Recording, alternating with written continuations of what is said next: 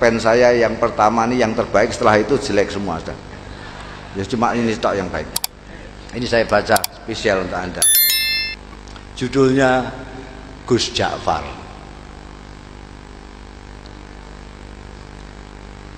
Di antara putra-putra Kiai Saleh, pengasuh pesantren Sabilul Muttaqin dan sesepuh di daerah kami, Gus Ja'far lah yang paling menarik perhatian masyarakat.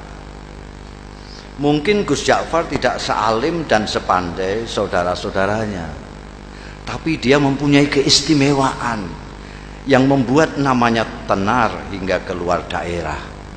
Malah konon beberapa pejabat tinggi dari pusat memerlukan sowan khusus ke rumahnya setelah mengunjungi Kiai Saleh. Kata Kang Solikin yang dekat dengan keluarga dalem, bahkan Kiai Saleh sendiri segan dengan anaknya yang satu itu. Kata Kiai, Gus Ja'far itu lebih tua dari beliau sendiri. Cerita Kang Solikin suatu hari kepada kawan-kawannya yang sedang membicarakan putra bungsu Kiai Saleh itu. Saya sendiri tak paham apa maksudnya kok anaknya lebih tua dari beliau itu. Tapi Gus Ja'far memang luar biasa, kata Mas Bambang, pegawai Pemda yang sering mengikuti pengajian subuh Kiai Saleh. Matanya itu loh, sekilas saja beliau melihat kening orang, kok langsung bisa melihat rahasianya yang tersembunyi. Kalian ingat enggak Sumini yang anak penjual rujak di terminal lama itu, yang dijuluki perawan tua itu? Sebelum dilamar orang Sabrang kan ketemu Gus Ja'far. Waktu itu Gus Ja'far bilang, "Sum, kulihat kok keningmu kok bersinar, sudah ada yang ngelamar ya?" Loh, tak lama kemudian orang Sabrang itu datang melamar Sumini. Kang Kandar kan juga begitu, timpal Mas Guru Slamet. Kalian kan mendengar sendiri ketika Gus Ja'far bilang kepada tukang kebun SD 4 itu, "Kang, saya lihat hidung sampean kok sudah bengkok, sudah capek menghirup napas ya?" Loh, ternyata besoknya Kang Kandar meninggal.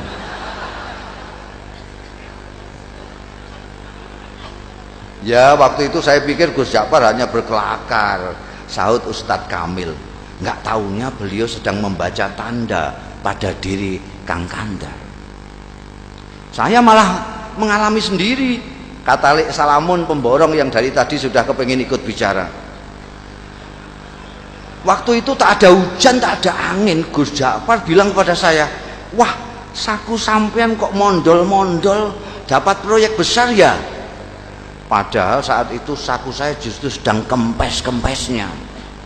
Dan percaya atau tidak, esok harinya saya memenangkan tender yang diselenggarakan Pemda tingkat provinsi. Apa yang begitu itu yang disebut ilmu kasab ya? Tanya Pak Carik yang sejak tadi hanya asik mendengarkan. Mungkin saja, jawab Ustadz Kamil. Makanya saya justru takut ketemu Gus Ja'far itu, takut dibaca tanda-tanda buruk saya. Lalu pikiran saya terganggu. Maka ketika kemudian sikap Gus Ja'far berubah, masyarakat pun geger, terutama para santri kalong, orang-orang kampung yang ikut mengaji tapi tidak tinggal di pesantren seperti Kang Solikin ya, yang selama ini merasa dekat dengan beliau. Mula-mula Gus Ja'far menghilang berminggu-minggu. Kemudian ketika kembali, tahu-tahu sikapnya berubah menjadi manusia biasa. Dia sama sekali berhenti dan tak mau lagi membaca tanda-tanda, tak mau lagi memberikan isyarat-isyarat yang berbau ramalan. Ringkas kata, dia benar-benar kehilangan keistimewaannya. Jangan-jangan ilmu beliau hilang pada saat beliau menghilang itu. Komentar Mas Guru Slamet penuh penyesalan. Wah, sayang sekali. Apa gerangan yang terjadi pada beliau ya? Kemana beliau pergi saat menghilang pun kita tidak tahu, kata Lek Salamun. Kalau saja kita tahu kemana beliau pergi, mungkin kita akan mengetahui apa yang terjadi pada beliau dan mengapa beliau kemudian berubah. Tapi bagaimanapun ini ada hikmahnya, ujar Ustadz Kamil. Paling tidak kini kita tidak bisa setiap saat menemui Gus Ja'far kini kita bisa setiap saat menemui Gus Ja'far tanpa merasa deg-degan dan was-was. Bisa mengikuti pengajiannya dengan niat tulus mencari ilmu, tidak takut ditebak-tebak. Maka jika kita ingin mengetahui apa yang terjadi dengan Gus kita ini hingga sikapnya berubah dan ilmunya hilang, sebaiknya kita langsung saja menemui beliau. Begitulah sesuai usul Ustadz Kamil pada malam Jumat sehabis wiridan salat Isya, saat mana Gus Ja'far Prai tidak mengajar, rombongan santri Kalong sengaja mendatangi rumahnya. Kali ini hampir semua anggota rombongan merasakan keakraban Gus Ja'far jauh melebihi yang sudah-sudah. Mungkin karena kini tidak ada lagi sekat berupa rasa segan, was-was dan takut dibaca tanda-tandanya. Setelah ngobrol kesana kemari, akhirnya Ustadz Kamil berterus terang mengungkapkan maksud utama kedatangan rombongan. Gus, di samping silaturahmi seperti biasa, malam ini kami datang juga dengan sedikit keperluan khusus. Singkatnya, kami penasaran dan sangat ingin tahu latar belakang perubahan sikap sampean. Perubahan apa? Tanya Gus Ja'far sambil tersenyum penuh arti. Sikap yang mana? Kalian ini ada-ada saja. Saya kok merasa tidak berubah. Dulu sampean kan biasa dan suka membaca tanda-tanda orang, tukas Mas Guru Slamet. Kok sekarang tiba-tiba makpet, sampean tak mau lagi membaca, bahkan diminta pun tak mau. Oh itu, kata Gus Ja'far seperti benar-benar baru tahu. Tapi dia tidak segera meneruskan bicaranya, diam agak lama. Baru setelah menyeruput kopi di depannya, dia melanjutkan. Ceritanya panjang. Dia berhenti lagi, membuat kami tidak sabar, tapi kami diam saja. Kalian ingat enggak, saya lama menghilang? Akhirnya Gus Ja'far bertanya, membuat kami yakin bahwa dia benar-benar siap untuk bercerita. Maka serempak kami mengangguk. Suatu malam saya bermimpi ketemu almarhum ayah, dan saya disuruh mencari seorang wali sepuh yang tinggal di sebuah desa kecil di lereng gunung yang jaraknya dari sini sekitar 200 km ke arah selatan. Namanya Kiai Tawakal. Kata ayah dalam mimpi itu, hanya kiai-kiai tertentu yang tahu tentang kiai yang usianya sudah lebih 100 tahun ini. Santri-santri belajar kepada beliau pun rata-rata sudah disebut kiai di daerah masing-masing. Terus terang, sejak bermimpi itu saya tidak bisa menahan keinginan saya untuk berkenalan dan kalau bisa berguru kepada wali tawakal itu. Maka dengan diam-diam dan tanpa pamit siapa-siapa, saya pun pergi ke tempat yang ditunjukkan ayah dalam mimpi dengan niat bil barokah dan menimba ilmu beliau. Ternyata ketika sampai di sana, hampir semua orang yang saya jumpai mengaku tidak mengenal nama Kiai Tawakal. Baru setelah seharian melacak ke sana kemari, ada seorang tua yang memberi petunjuk. Cobalah nak mas, ikuti jalan setapak di sana itu, katanya. Nanti nak mas akan berjumpa dengan sebuah sungai kecil. Terus saja nak mas menyeberang. Begitu sampai seberang, nak mas akan melihat gubuk-gubuk kecil dari bambu. Nah, kemungkinan besar orang yang nak mas cari akan nak mas jumpai di sana. Di gubuk yang terletak di tengah-tengah itulah tinggal seorang tua seperti yang nak mas gambarkan.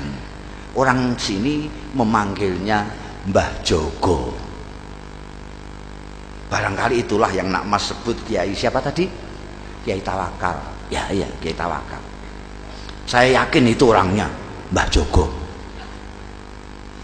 Saya pun mengikuti petunjuk orang tua itu, menyeberang sungai dan menemukan sekelompok rumah gubuk dari bambu. Dan betul, di gubuk bambu yang terletak di tengah-tengah, saya menemukan Kiai Tawakal alias Mbah Jogo sedang dikelilingi santri-santrinya yang rata-rata sudah tua. Saya diterima dengan penuh keramahan, seolah-olah saya sudah merupakan bagian dari mereka.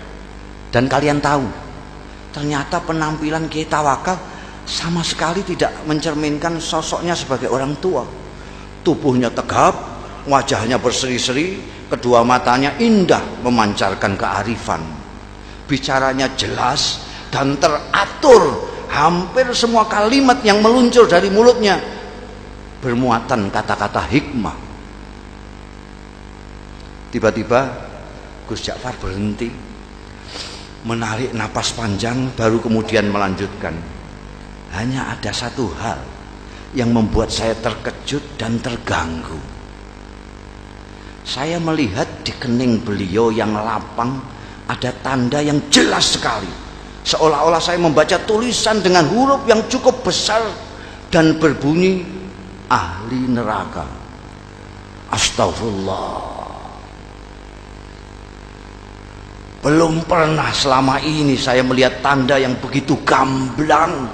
Saya ingin tidak mempercayai apa yang saya lihat. Pasti saya keliru. Masa seorang yang dikenal wali, berilmu tinggi, dan disegani banyak kiai yang lain disurat sebagai ahli neraka? Tak mungkin. Saya mencoba meyakinkan diri saya bahwa itu hanyalah ilusi, tapi tak bisa. Tanda itu terus melekat di kening beliau. Bahkan belakangan saya melihat tanda itu semakin jelas ketika beliau habis berwudu. Gila. Akhirnya niat saya untuk menimba ilmu kepada beliau, meskipun secara lisan memang saya sampaikan demikian, dalam hati sudah berubah menjadi keinginan untuk menyelidiki dan memecahkan keganjilan ini. Beberapa hari saya amati perilaku Kiai Tawakal. Saya tidak melihat sama sekali hal-hal yang mencurigakan. Kegiatan rutinnya sehari-hari tidak begitu berbeda dengan kebanyakan kiai yang lain. Mengimami salat jamaah, melakukan salat sunnah seperti duha, tahajud, witir dan sebagainya, mengajar kitab-kitab, umumnya kitab-kitab besar, mujahadah, zikir malam, menemui tamu dan semacamnya. Kalaupun beliau keluar, biasanya untuk memenuhi undangan hajatan atau, dan ini sangat jarang sekali, mengisi pengajian umum. Memang ada kalanya beliau keluar pada malam-malam tertentu, tapi menurut santri-santri yang lama itu pun merupakan kegiatan rutin yang sudah dijalani Kiai Tawakal sejak muda, semacam lelono broto kata mereka. Baru setelah beberapa minggu tinggal di pesantren, saya mendapat kesempatan atau tepatnya keberanian untuk mengikuti Kiai Tawakal keluar. Saya pikir inilah kesempatan untuk mendapatkan jawaban atas tanda tanya yang selama ini mengganggu saya. Begitulah pada suatu malam purnama, saya melihat Kiai keluar dengan berpakaian rapi. Beliau berbelok. Ketika kemudian saya ikuti belok, saya kaget, ternyata sosoknya tak kelihatan lagi. Yang terlihat justru sebuah warung yang penuh pengunjung. Terdengar gelak tawa ramai sekali. Dengan bengong saya mendekati warung terpencil dengan penerangan petromak itu. Dua orang wanita, yang satu masih muda, yang satu lagi agak lebih tua, dengan dandanan yang menor, sibuk melayani pelanggan sambil menebar tawa genit ke sana kemari. Tidak mungkin Kiai mampir ke warung ini, pikir saya. Ke warung biasa saja tidak pantas, apalagi warung yang suasananya saja mengesankan kemesuman itu. Mas Ja'far. Tiba-tiba saya dikagetkan oleh suara yang tak asing di telinga saya, memanggil-manggil nama saya. Masya Allah, saya hampir tidak mempercayai pendengaran dan penglihatan saya. Memang betul, mata saya melihat Kiai Tawakal melambaikan tangan dari dalam warung. Dengan kikuk dan pikiran tak karuan, saya pun terpaksa masuk dan menghampiri Kiai saya yang duduk santai di pojok. Warung penuh dengan asap rokok. Kedua wanita menor menyambut saya dengan senyum penuh arti. Kiai Tawakal menyuruh orang di sampingnya untuk bergeser, kasih kawan saya ini tempat sedikit. Lalu kepada orang-orang yang ada di warung, Kiai memperkenalkan saya, katanya, ini kawan saya, dia baru datang dari daerah yang cukup jauh, cari pengalaman katanya. Mereka yang duduk dekat serta-merta mengulurkan tangan, menjabat tangan saya dengan ramah, sementara yang jauh melambaikan tangan. Saya masih belum sepenuhnya menguasai diri, masih seperti dalam mimpi. Ketika tiba-tiba saya dengar Kiai menawari, minum kopi ya. Saya mengangguk asal mengangguk. Kopi satu lagi yuk, kata Kiai kepada wanita warung sambil mendorong piring jajan ke dekat saya. Silakan, ini namanya Rondo Royal, tape goreng kebanggaan warung ini. Lagi-lagi saya hanya mengangguk kepala asal mengangguk. Kiai Tawakal kemudian asik kembali dengan kawan-kawannya dan membiarkan saya bengong sendiri. Saya masih tak habis pikir, bagaimana mungkin Kiai Tawakal yang terkenal waliullah dan dihormati para kiai lain bisa berada di sini, akrab dengan orang-orang beginian, bercanda dengan wanita warung. Inikah yang disebut Lelono Broto? Ataukah ini merupakan dunia lain beliau yang sengaja disembunyikan dari umatnya? Tiba-tiba saya seperti mendapat jawaban dari tanda tanya yang selama ini mengganggu saya, dan karenanya saya bersusah payah mengikutinya malam ini. Oh, pantas di keningnya aku lihat tanda itu. Tiba-tiba sikap dan pandangan saya terhadap beliau berubah. Mas, sudah larut malam. Tiba-tiba suara Kiai Tawakal membuyarkan lamunan saya. Kita pulang yuk. Dan tanpa menunggu jawaban saya, Kiai membayari minuman dan makanan kami, berdiri, melambai kepada semua, kemudian keluar. Seperti kerbau dicocok hidung, saya pun mengikutinya. Ternyata setelah melewati kebun sengon, Kiai Tawakal tidak menyusuri jalan-jalan yang tadi kami lewati. Biar cepat, kita mengambil jalan pintas saja ya, katanya. Kami melewati pematang, lalu menerobos hutan, dan akhirnya sampai di sebuah sungai. Dan sekali lagi saya menyaksikan kejadian yang mengguncangkan. Kiai Tawakal berjalan di atas permukaan air sungai seolah-olah di atas jalan biasa saja. Delonyor-delonyor. Sampai di seberang, beliau menoleh ke arah saya yang masih berdiri mematung. Beliau melambai, ayo, teriaknya. Untung saya bisa berenang. Saya pun kemudian berenang menyeberangi sungai yang cukup lebar. Sampai di seberang, ternyata Kiai Tawakal sudah duduk-duduk di bawah pohon randu alas menunggu. Kita istirahat sebentar, katanya, tanpa menengok saya yang sibuk berpakaian. Kita pasti punya waktu, insya Allah sebelum subuh kita sudah sampai pondok. Setelah saya ikut duduk di sampingnya, tiba-tiba dengan suara berwibawa, Kiai berkata mengejutkan, bagaimana? Kau sudah menemukan apa yang kau cari? Apakah kau sudah menemukan pembenar dari tanda yang kau baca di kening saya?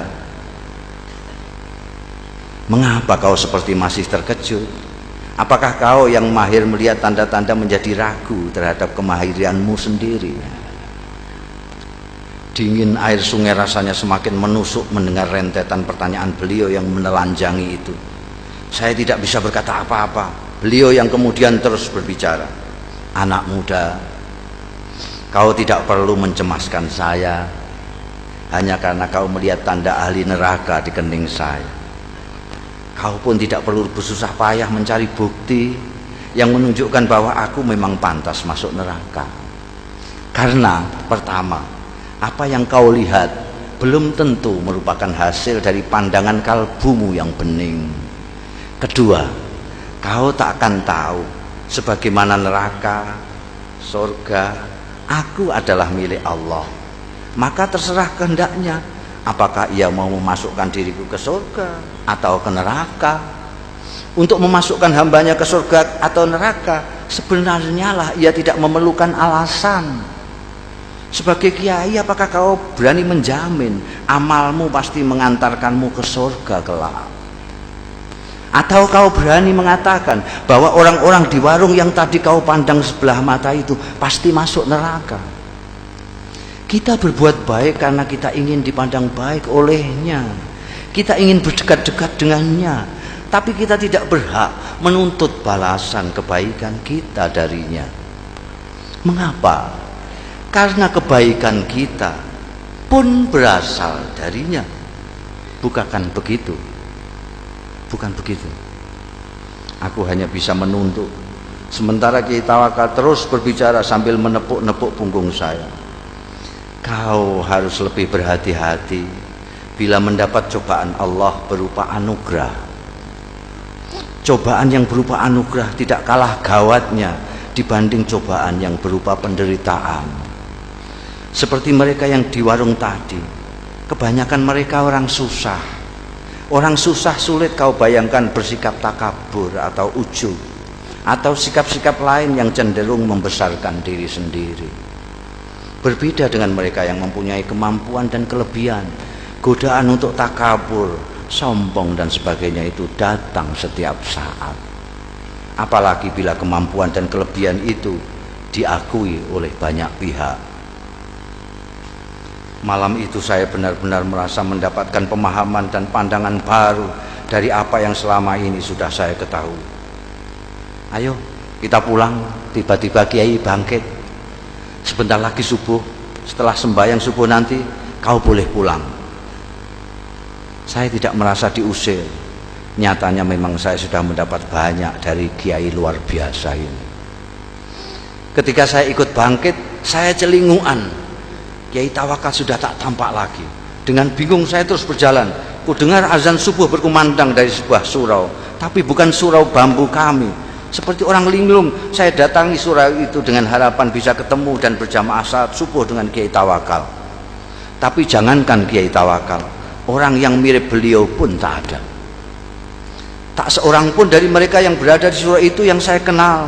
Baru setelah sembahyang, seseorang menghampiri saya. Apakah sampean Ja'far? Tanyanya. Ketika saya mengiyakan, orang itu pun menyerahkan sebuah bungkusan besar yang ternyata berisi barang-barang milik saya sendiri. Ini titipan Mbah Jogo. Katanya milik sampean. Beliau di mana? Tanya saya buru-buru. Mana saya tahu, jawab Mbah Joko datang dan pergi semaunya. Tak ada seorang pun yang tahu dari mana beliau datang dan kemana beliau pergi.